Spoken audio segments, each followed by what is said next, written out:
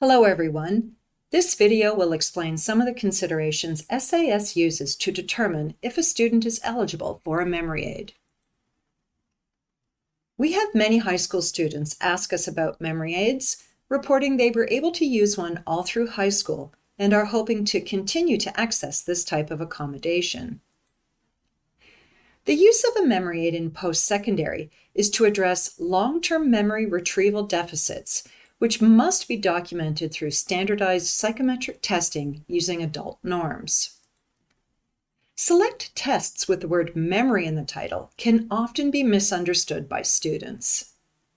For example, auditory working memory tests do not measure long-term storage and retrieval of information. As a result, deficits in working memory alone do not demonstrate the need for a memory aid at the post-secondary level.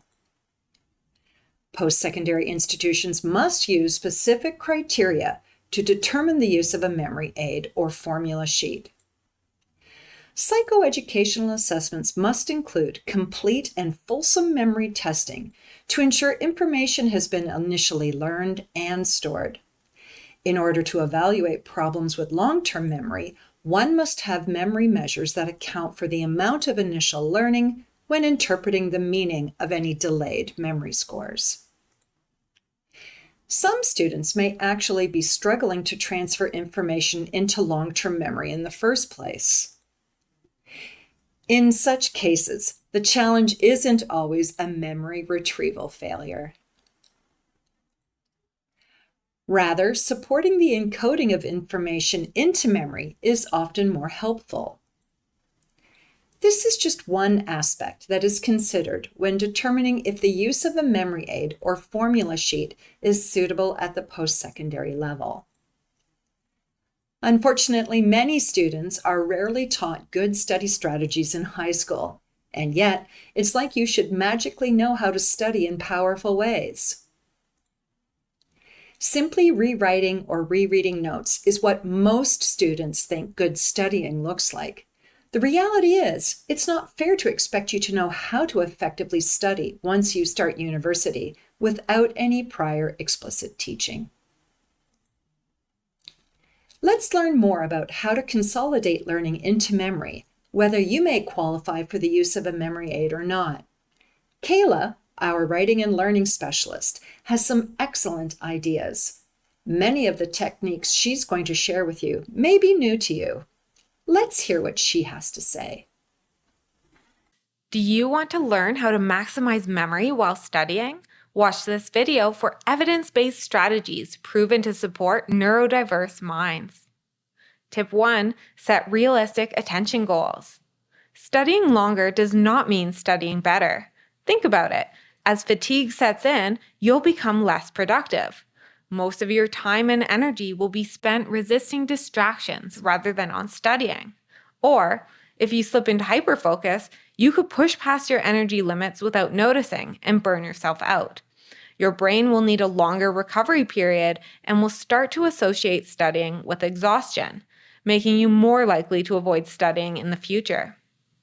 Try the Pomodoro method to use your time and energy more effectively. Study in 25-minute high concentration intervals separated by 5-minute breaks. After 4 study blocks, take a longer 30-minute break. 5-minute breaks give your brain enough time to reset without losing momentum, so you will be able to get started again easily and maintain focus for longer. If you start in week 1, you also have time to space out studying into smaller 25-minute weekly study blocks. Use this time to review your slides and class notes from that week and write down any questions to ask your professor next class or at their office hours. Gaining understanding early helps you avoid falling behind because lectures often build on each other, improves memory encoding because your brain can better connect new information to what you already know, and prevents procrastination because smaller study blocks are less intimidating. Tip 2. Condense study topics. During weekly review sessions, start condensing your study notes. Less is easier to remember.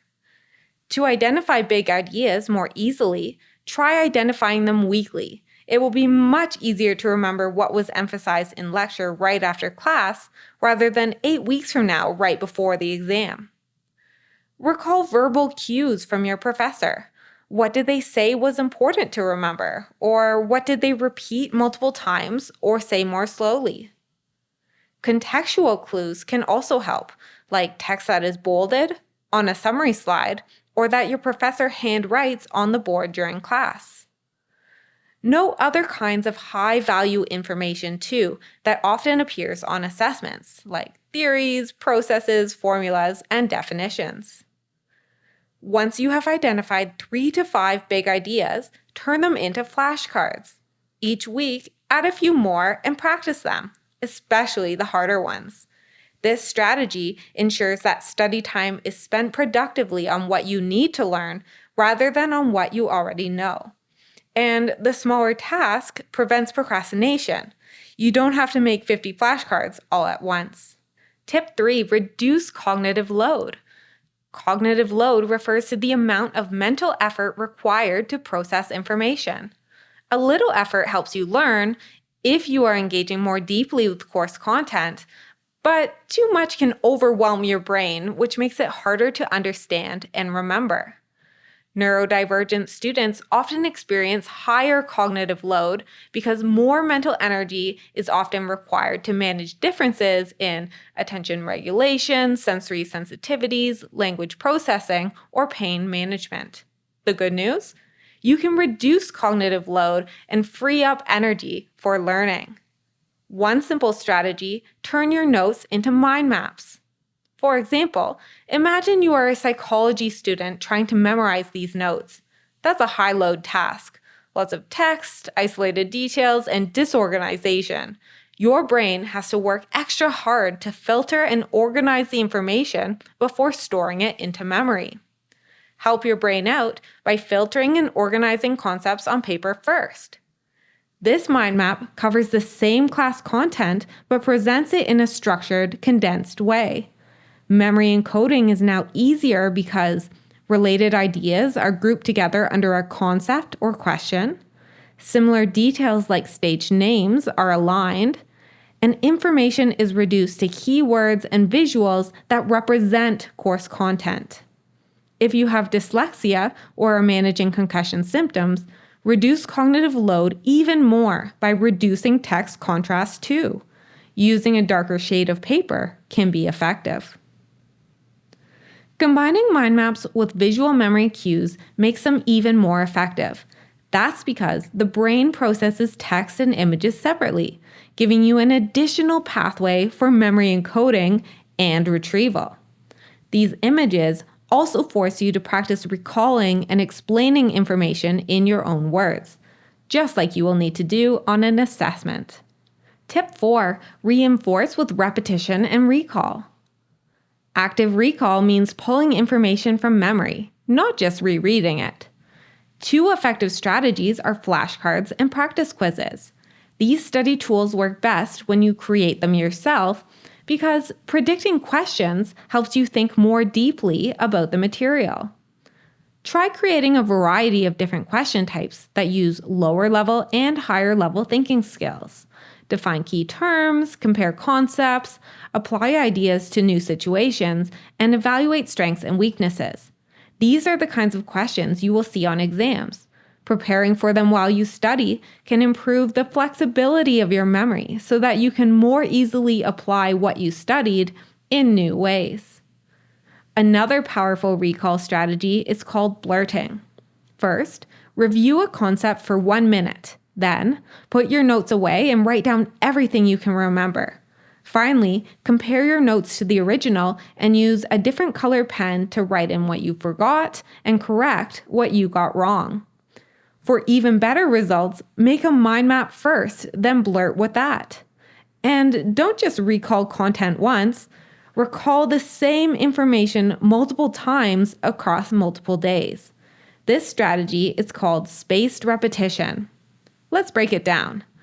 The spaced part is important because studying across multiple days or weeks helps us maximize sleep sessions in between study sessions. Sleep is when our brains consolidate what we have been learning into long-term memory. But our brains cannot store everything, so that's why repetition matters too. Brains see repeated information as important information and then prioritize storing that into long-term memory. Each time you recall that content, you're not just improving memory encoding, you're also improving memory retrieval. Retrieval pathways in your brain will get stronger each time you try to recall the information. Tip 5, manage anxiety symptoms. Even with strong preparation, anxiety can still block access to your memory during assessments. Here are some strategies to manage test anxiety symptoms. Practice under timed conditions. Set a countdown timer when doing practice questions to get more comfortable with exam conditions and to identify what types of questions take longer than others. Visualize your progress. Do you sometimes have anxious thoughts before an assessment suggesting that you are not prepared? If so, review evidence that shows how you are prepared, like a study topic checklist.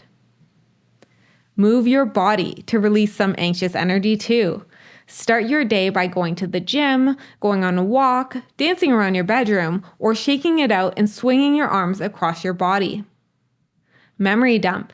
Review one challenging concept or formula right before the assessment, and then write it down on scrap paper as soon as you sit down. Knowing that you can refer back to that information later on can help you start the assessment feeling more calm.